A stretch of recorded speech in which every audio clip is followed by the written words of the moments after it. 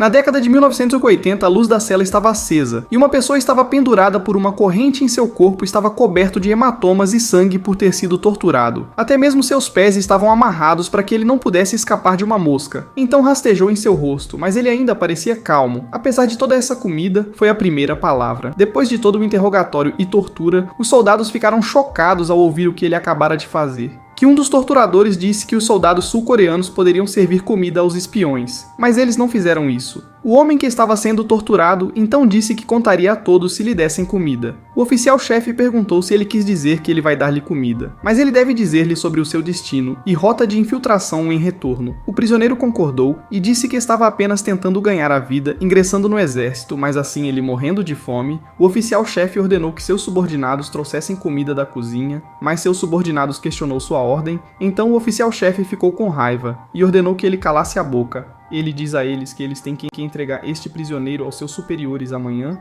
e que eles vão roubar todo o seu trabalho duro se não puderem tirar a informação dele. O subordinado finalmente entendeu e seguiu suas ordens. O prisioneiro foi finalmente retirado e servido comida. Ele recebeu uma colher e pauzinhos para comer sua comida, mas suas mãos ainda estavam acorrentadas. Ele segurou a colher com os dedos e começou a pegar a sopa.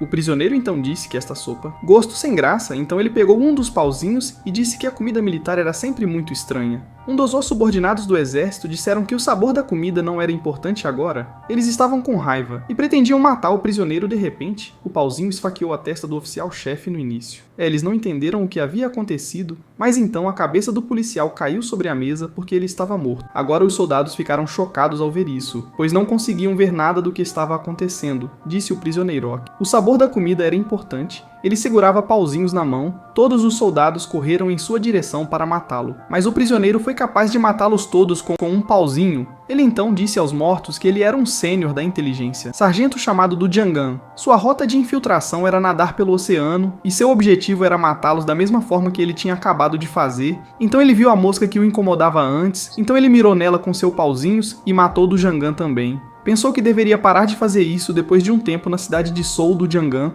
está sentado com o Tenente Coronel Park em um pequeno restaurante. Tenente Coronel Park diz a ele que não há ninguém como ele em sua companhia. Então, por que ele quer sair do Yangon? Responde que a comida militar perdeu seu taste their food. Então chegou e o tenente encantado sorriu e acrescentou os pedaços de carne à sopa de osso. Ele então deu o resto para o fazer. Mas o Jangan o interrompe com os pauzinhos e diz que não come assim. Do Jangan pegou o arroz sem colher, tudo de uma vez. Ele então adicionou a sopa, desta forma ele poderia desfrutar da refeição até o fim, sem que o arroz ficasse encharcado enquanto come. O Tenente Coronel Park pergunta se ele não vai desistir por causa do ar.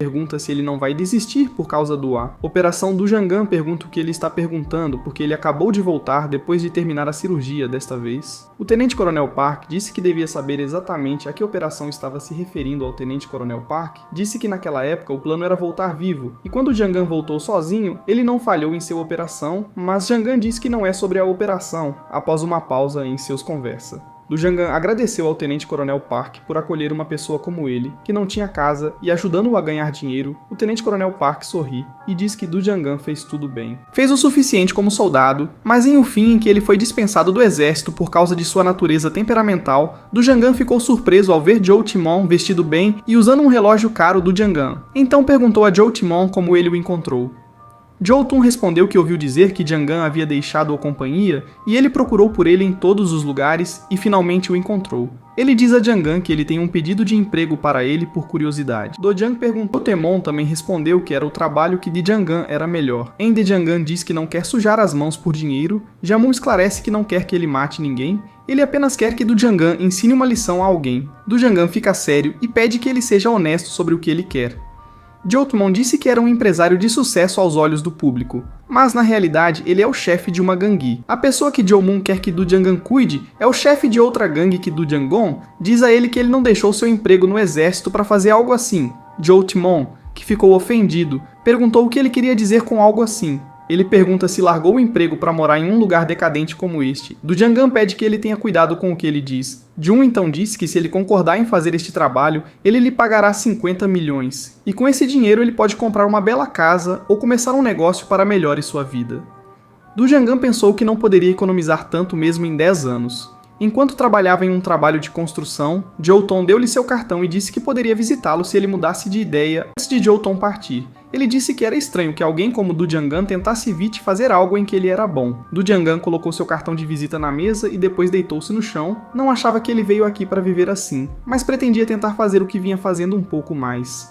E descubra se ele realmente não poderia viver sem fazer o que ele era bom. Enquanto pensava sobre isso, Du Jiangon finalmente adormeceu no dia seguinte na construção local. Muitas prateleiras de sacos de cimento estavam presentes lá quando Du Jiangan chegou ao seu. O chefe pediu que ele levasse todas essas sacolas para onde eram necessárias. Em seguida, perguntou onde estavam os outros trabalhadores.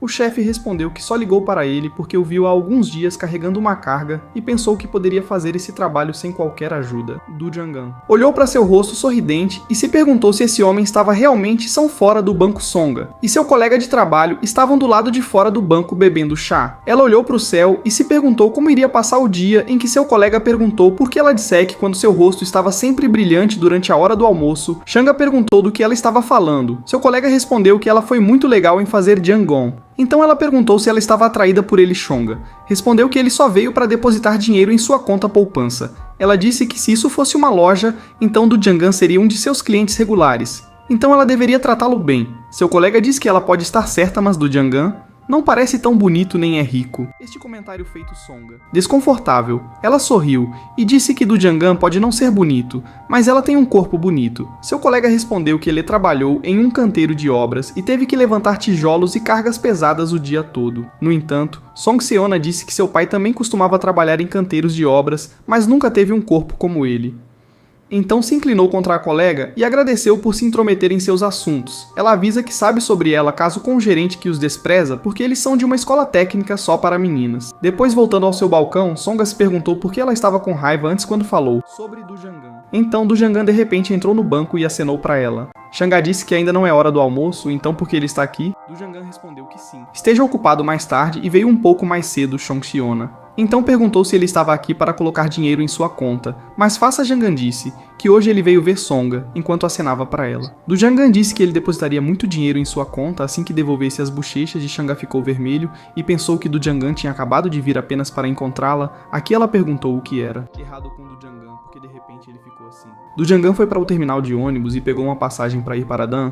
Ele imediatamente contatou Jolton, aceitou sua oferta e foi para Daon enquanto estava sentado no ônibus. Jiangan viu o cartão de visita de Jolton. Ele pensou que as coisas poderiam melhorar. Como o que Joe Timon disse que quando chegou, Joe Timon e seu motorista já estavam lá para buscá-lo quando entraram no carro. Joe Tonelada mostrou uma imagem de um alvo chamado Park Guano. Ele diz a ele que os dois estão lutando pelos direitos de uma máquina caça-níqueis do hotel para turistas. Jolton queria invadir e lutar um contra um e resolver tudo isso sozinho, mas ele não poderia lutar contra ele de frente, porque desta forma ele perderia os direitos sobre a máquina caça-níqueis. Mas se um estranho desconhecido que não tinha nada a ver com eles apareceu de repente e fez isso, então Park Guano provavelmente não seria capaz de mostrar o seu rosto por aqui por um tempo e tudo correria bem. Jolton, em seguida, avisa que não será fácil porque o Tenente Coronel Park sabe que virá buscá-lo, então ele está sob guarda. Ele sugeriu que ele esperasse um momento, até ele baixou a guarda do Jiangan e perguntou que horas eram. Jolton confuso e respondeu que era metade 1. Du Jiangan também disse que isso significava que havia ainda resta muito tempo até as 4h30 da tarde, pois Jolton ainda estava confuso.